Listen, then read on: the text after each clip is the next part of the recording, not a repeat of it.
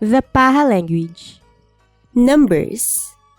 chấm sa tu pa ma năm dầu mu đá vắt. Vocabulary. Mơ cớ đầu chủ ón bùi ăn trái ma mu hoa vớt con cả gọn cơ ngắt mâm kè. Sample text.